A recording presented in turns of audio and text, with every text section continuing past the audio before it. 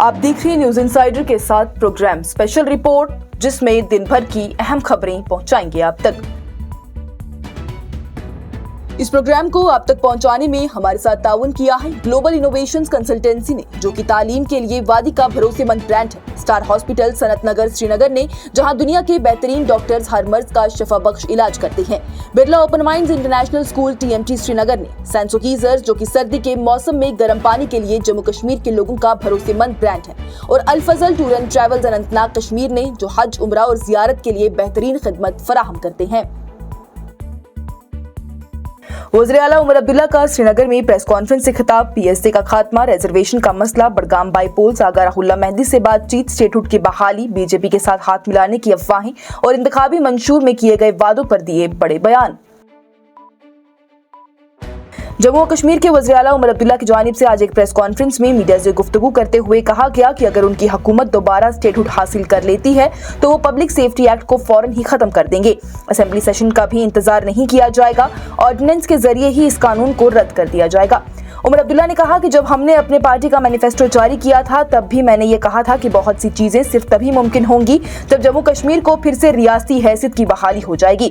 ये सच है कि कानून हमारे अंदर नहीं आता है, वो लेफ्टिनेंट गवर्नर के पास है, मगर जैसे ही स्टेटहुड वापस मिल जाएगा, हम PSA को तुरंत ही खत्म कर देंगे। उमर अब्दुल्ला की जानिब से प्रेस कॉन्फ्रेंस के दौरान वजाहत की गई है कि जम्मू और कश्मीर में रिजर्वेशन कैटेगरीज के रैशनलाइजेशन पर अभी तक कोई भी फाइनल फैसला नहीं हुआ। उन्होंने कहा कि इस सिलसिले में जो भी रिपोर्ट चल रही है कि तब्दीलियां हो चुकी हैं, वो सिर्फ अफवाहें हैं। उमर अब्दुल्ला ने बताया कि कैबिनेट सब कमेटी की रिपोर्ट को कैबिनेट ने जरूर मंजूर किया है, लेकिन अभी तक रेलिवेंट डिपार्टमेंट को एक तफसीली नोट तैयार करने का हुक्म दिया गया है, जो कि बाद में लेफ्टिनेंट गवर्नर को भेजा जाएगा। उनका यह कहना था कि जब तक LG इस पर दस्तखत नहीं करते हैं, किसी भी किस्म का फैसला या तब्दीली का दावा करना नामुनासिब है। उन्होंने ये भी कहा कि इस प्रोसेस में किसी भी ग्रुप को महरूम या फिर खुद को नुकसान में महसूस नहीं करना चाहिए, क्योंकि हुकूमत इस पर काम कर रही है। वहीं उमर अब्दुल्ला की जानिब से LG इंतजामिया पर भी शदीद तनकीद की गई और कहा गया कि टूरिज्म इंडस्ट्री को जानबूझकर नुकसान पहुंचाया जा रहा है। उन्होंने कहा कि हम एक इलेक्टेड लोग हैं और टूरिज्म को प्रमोट कर रहे हैं, लेकिन नॉन इलेक्टेड इंतजामिया ने कई अहम इलाके बंद कर दिए हैं, जो कि पहले कभी भी नहीं हुए थे, ना ही मिलिटेंसी के दौरान। उन्होंने कहा कि दूध पथरी, द्रांग, गुलमर्ग के ऊपर के इलाके और अहरबल जैसे मकामात भी बंद हैं, जबकि पहले 35 साल में ऐसा कभी नहीं हुआ था। उनका कहना था कि यह बंदिश हटाई जानी चाहिए ताकि लोगों में कंफ्यूजन दूर हो और जम्मू कश्मीर को फिर से एक सेफ और खूबसूरत टूरिस्ट डेस्टिनेशन के तौर पर प्रमोट किया जाए। उनकी जानिब से स्टेटहुड के हवाले से और सुप्रीम कोर्ट में चल रहे केस के हवाले से बयान देते हुए कहा गया है कि डिलिमिटेशन हो चुकी है, इलेक्शन हो चुके हैं, अब तीसरा और आखिरी कदम स्टेटहुड का बचा था। इससे किसी और चीज के साथ लिंक करना, जैसे कि मिलिटेंसी, बिल्कुल नाइंसाफी है। उनका यह भी कहना था कि जो लोग पहलगाम हमले में शामिल थे वो जम्मू कश्मीर के नहीं थे, इसलिए जम्मू कश्मीर के लोगों को सजा देना भी मुनासिब नहीं है। उमर अब्दुल्ला ने यह भी बताया कि वो सुप्रीम कोर्ट में स्टेटहुड के केस में लीगल पार्टी बनने का सोच रहे हैं और इस सिलसिले में दिल्ली और जम्मू कश्मीर के सीनियर लॉयर्स से मशवरा भी कर चुके हैं। उमर अब्दुल्ला की जानिब से प्रेस कॉन्फ्रेंस में यह भी कंफर्म किया गया कि बड़गाम के बाईपोल्स के लिए नेशनल कॉन्फ्रेंस अपना उम्मीदवार जल्द ही अनाउंस कर देगी। अगले 24 से 48 घंटों में कैंडिडेट का नाम सामने आ जाएगा।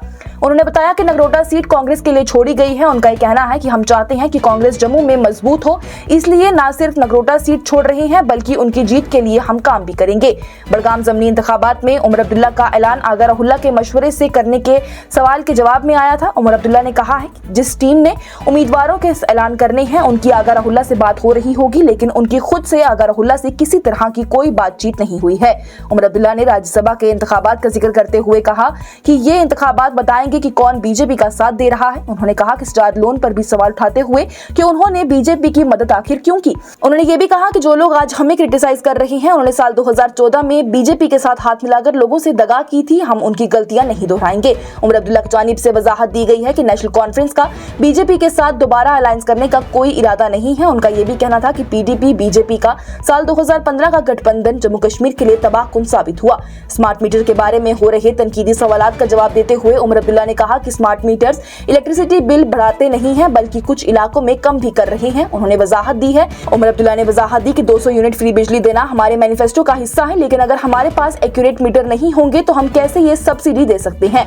उमर अब्दुल्ला से जब पूछा गया कि श्रीनगर को मिनिस्ट्री में कम रिप्रेजेंटेशन मिल रही है, तो उनका जवाब था कि ये सच है, यूनियन टेरिटरी के कैबिनेट साइज की लिमिटेशन है, मगर हर मिनिस्टर जम्मू कश्मीर के तमाम इलाकों का मिनिस्टर है, सिर्फ अपने हल्के का नहीं है। उन्होंने ये भी कहा कि राज्यसभा इंतखाबात के बाद कैबिनेट एक्सपेंशन का ऑप्शन भी देखा जा रहा है। ऑपोजिशन के इस इल्जाम के जवाब में कि वो गवर्नमेंट रिसोर्सेज का सियासी इस्तेमाल कर रही हैं, उमर अब्दुल्ला ने कहा है ये इल्जाम बेबुनियाद है। हमारी पहली असेंबली रेजोल्यूशन स्टेटहुड के हक में थी और पहली कैबिनेट मीटिंग का फैसला भी वही था जिसमें कि खुद प्राइम मिनिस्टर को उससे दिया गया। उनकी जानिब से आगे कहा गया कि इस तमाम सिचुएशन पर union home minister Amit Shah के रिएक्शन के जवाब में कहा गया है, जहां पर अमित शाह की जानिब से कहा गया था कि स्टेटहुड वापस आएगा लेकिन मुनासिब वक्त पर। उमर अब्दुल्ला की जानिब से जवाब दिया गया है कि ये सिर्फ सियासी बयानात है। उनका कहना था कि अगर बीजेपी के पावर में आने को स्टेटहुड की शर्त बनाया गया है तो ये अवाम के साथ धोखा है। अगर ऐसा है तो खुलकर कहा जाए। उमर अब्दुल्ला की जानिब से प्रेस कॉन्फ्रेंस का इख्तिताम करते हुए कहा गया कि हमारा मैनिफेस्टो 6 महीने या फिर 1 साल का नहीं है, पूरे 5 साल का रोड मैप है। हमने काम शुरू कर दिया है और अपने वादों पर हम अमल भी जारी रखेंगे। लेकिन हमारे पास अभी है 2-3 दिन। पार्टी में मशवरा चल रहा है, बातचीत चल रही है और मुझे लगता है अगले 24 घंटे या 48 घंटे में हम अपना उम्मीदवार आपके सामने पेश करेंगे और वो अपने नामजदगी के कागज़ जो है भरेंगे। अब हमने आप हमारा मंशूर देखिए ना, अब हमने कहीं मंशूर में मीटर्स को निकालने की बात नहीं की ना, कहीं पे भी नहीं। और मेरा न सिर्फ मेरा अपना ये मानना है बल्कि डिपार्टमेंट और लोगों के तरफ से भी ये रहा है कि कई जगहों पे जहां एग्रीमेंट छोड़ के मीटरिंग हुई है वहां लोगों के बिजली के बिल कम हुए हैं, मीटर लगने से बिजली का सप्लाई बेहतर हुआ है। और सबसे बड़ी बात, हमने जो अपने मंशूर में वादा किया है 200 यूनिट्स का, वो तभी मुमकिन होगा जबकि हम मीटर लगा के वो यूनिट मेजर कर सकें। साहब के साथ अब जो लोग मैंडेट के बारे में तंजीमी तौर फैसला करेंगे, उनका रूहुल्लाह के साथ कोई कांटेक्ट है या नहीं है वो वही बता सकते हैं ना। मेरी उनसे कोई बात नहीं हुई है। बड़गाम बाईपोल से पहले मेंबरान पार्लियामेंट आगा रुहुल्लाह मेहंदी की बड़ी मांग, बोले रिजर्वेशन कमेटी की रिपोर्ट फौरन करें अवामी। बड़गाम बाईपोल के लिए नॉमिनेशन भरने की आखिरी तारीख से पहले मेंबरान पार्लियामेंट आगा सैयद रुहुल्लाह मेहंदी ने हुकूमत से पुरजोर मुतालबा किया है कि कैबिनेट सब कमेटी की रिजर्वेशन रिपोर्ट को फौरन ही अवाम के सामने लाया जाए और स्टेक होल्डर्स के साथ शेयर किया जाए ताकि किसी भी सियासी फैसले से पहले पूरी शफाफियत और मशवरे को यकीनी बनाया जा सके। अपने एक्स अकाउंट पर एक पैगाम में मेहंदी के दफ्तर की जानिब से कहा गया है कि बड़गाम के बाई इलेक्शन से मुतल्लिक किसी भी फैसले से पहले रिजर्वेशन सब कमेटी की रिपोर्ट कल तक जरूर सबके सामने लानी चाहिए। उनका कहना था कि मुस्तकबिल में जो भी सियासी या फिर इंतखाबी फैसला लिया जाएगा वो इसी रिपोर्ट के मजमून पर मुबनी होगा ताकि इंसाफ और शफाफियत बरकरार रहे। अगर उल्लाह की जानिब से यह बात भी स्टूडेंट की एक डेलीगेशन के साथ मुलाकात के दौरान दोहराई गई, जहां उन्होंने ओपन मेरिट एसोसिएशन को यकीन दिलाया कि उनके कंसर्न्स को संजीदगी से सुना जाएगा और हर कदम पर मशवरा भी किया जाएगा। उन्होंने वाजे किया है कि हम तमाम रिप्रेजेंटेटिव्स के साथ राब्ते में रहेंगे, हर चैनल ऑफ कम्युनिकेशन खुला रहेगा ताकि स्टूडेंट अपने मसाइल बेतकल्लुफ तौर पर सामने रख सके। मेहंदी की जानिब से यह भी यकीन दिलाया गया है कि बड़गाम बाई इलेक्शंस के हवाले से कोई भी फैसला बिना स्टेक होल्डर्स को शामिल किए नहीं लिया जाएगा। उन्होंने कहा कि उनका ईमानदारी पर मबनी अप्रोच हमेशा स्टूडेंट्स और अवाम के हक में रहेगा और वो इंसाफ के लिए उनके साथ कदम ब कदम खड़े रहेंगे। जम्मू और कश्मीर को मुनासिब वक्त में रियासती हैसियत लौटाने का एक बार फिर वज़ीर दाखिला अमित शाह की जानिब से किया गया वादा, साथ ही लद्दाख के लोगों के मसाइल का बेहतरीन हल निकालने की भी कही बात। मरकजी वज़ीर दाखिला अमित शाह की जानिब से एक मीडिया कॉन्क्लेव के दौरान कहा गया है कि जम्मू और कश्मीर को स्टेटहुड मुनासिब वक्त पर वापस दिया जाएगा और लद्दाख के लोगों के जायज मुतालबात का भी अच्छा हल निकाला जाएगा। उनका यह कहना था कि इस सिलसिले में हुकूमत लेह और करगिल की कमेटी मेंबरान के साथ गुफ्तगू कर रही है और अवाम से सब्र रखने की भी अपील की गई है। अमित शाह ने यह भी दावा किया है कि आर्टिकल 370 के खात्मे के बाद जम्मू और कश्मीर में हालात में बुनियादी तब्दीली आई है और पिछले 9 महीने से किसी भी मकामी नौजवान ने दहशतगर्दी में शामिल होने का रास्ता नहीं अपनाया।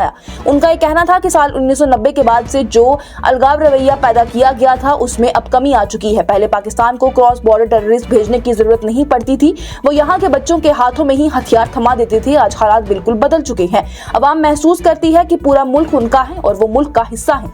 अमित शाह की जानिब से ये भी कहा गया कि जम्मू कश्मीर में अब जमहूरियत दोबारा कायम हो चुकी है। पंचायत, म्युनिसिपल और असेंबली इंतखाबात हो रहे हैं और राज्यसभा के इंतखाबात भी जल्द हो जाएंगे। जब उनसे वज़ीर आला उमर अब्दुल्ला के उस बयान पर सवाल किया गया जिसमें उन्होंने कहा था कि जम्मू कश्मीर और दिल्ली के दरमियान अभी भी एक फासला है क्योंकि रियासती हैसियत की बहाली अब तक नहीं हुई है, शाह ने जवाब दिया कि वो ये बात सियासी मजबूरियों के तहत कर रहे होंगे, लेकिन रियासती हैसियत की बहाली तब हो जाएगी जब मुनासिब वक्त होगा और उनसे मशवरा करके ही होगा। अमित शाह की जानिब से कहा गया कि लद्दाख के मसाइल पर भी सरकार संजीदा है और ले अपेक्स बॉडी और करगिल डेमोक्रेटिक अलायंस के साथ बातचीत जारी है। उनका कहना था कि हम लोगों से कहते हैं कि सब्र रखें, हम उन तमाम जायज मुतालबात का हम अच्छे से हल निकालेंगे।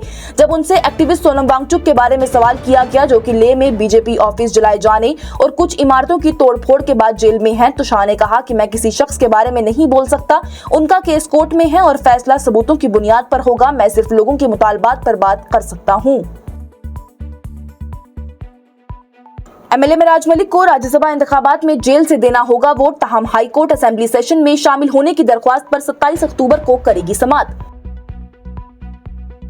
एमएलए डोडा ईस्ट मेराज मलिक को आज जम्मू कश्मीर और लद्दाख हाई कोर्ट से बड़ा झटका लगा है जब जस्टिस राजेश सेकरी की जानिब से उनकी दो अहम दरख्वास्तों पर सुनवाई के दौरान फिलहाल कोई राहत नहीं दी गई।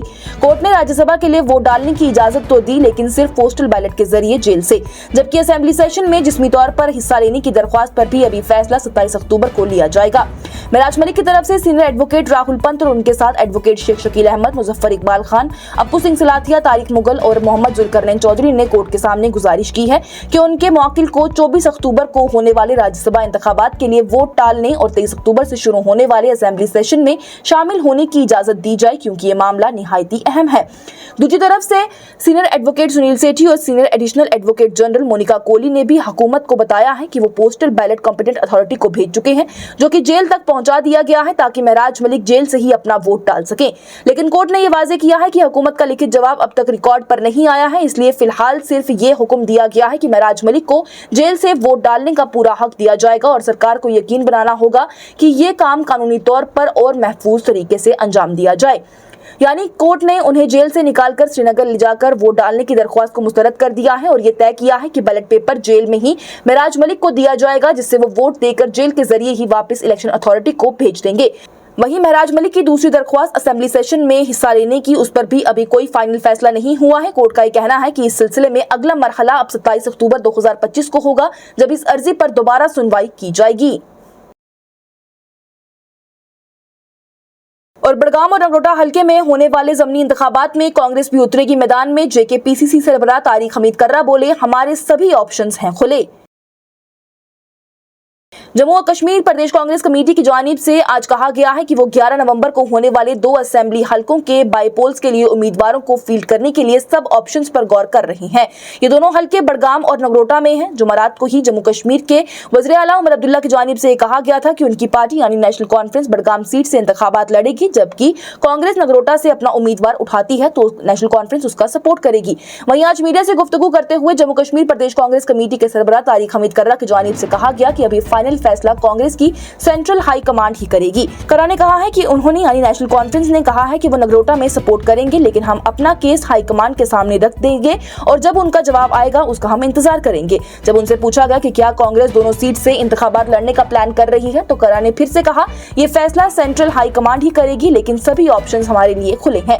साथ ही सेंट्रल शालटैंग के एमएलए तारिक हमीद कर्रा की जानिब से ये भी कहा गया कि उनकी पार्टी ने अपना मुहिम हमारी रियासत हमारा हक दोबारा शुरू कर दिया है, जिसका मकसद जम्मू कश्मीर के लिए स्टेटहुड की बहाली का मुतालबा करना है। उन्होंने कहा कि ये मुहिम कुछ अरसे के लिए रोक दी गई थी, पहले पहलगाम अटैक की वजह से, फिर हालात जंग जैसे हो गए थे उसकी वजह से, और फिर क्लाउड बर्स्ट और फ्लड जैसी सूरत हाल ने इसे और डिले कर दिया। अब ये कैंपेन पूरे जम्मू कश्मीर के तमाम जिलों में चलाई जा रही है। आखिर में जब उनसे पूछा गया कि क्या कांग्रेस और नेशनल कॉन्फ्रेंस के दरमियान सब कुछ ठीक है, खासतौर पर राज्यसभा इंतखाबात के दौरान कांग्रेस ने इस इल्जाम के बाद के नेशनल कॉन्फ्रेंस ने उन्हें सेफ सीट नहीं दी, तो कर्रा ने जवाब दिया, किसने कहा कि सब कुछ ठीक नहीं है। उन्होंने कहा कि राज्यसभा में नेशनल कॉन्फ्रेंस के रवैये के बाद कांग्रेस के कुछ रिएक्शंस फितरी थे, क्योंकि कांग्रेस लीडरशिप को यह उम्मीद नहीं थी कि नेशनल कॉन्फ्रेंस उनकी दरख्वास्त से पीछे हट जाएगी। आज की स्पेशल रिपोर्ट में इतना ही। दीजिए इजाजत। लेटेस्ट अपडेट्स के लिए देखते रहिए न्यूज़ इनसाइडर 24/7।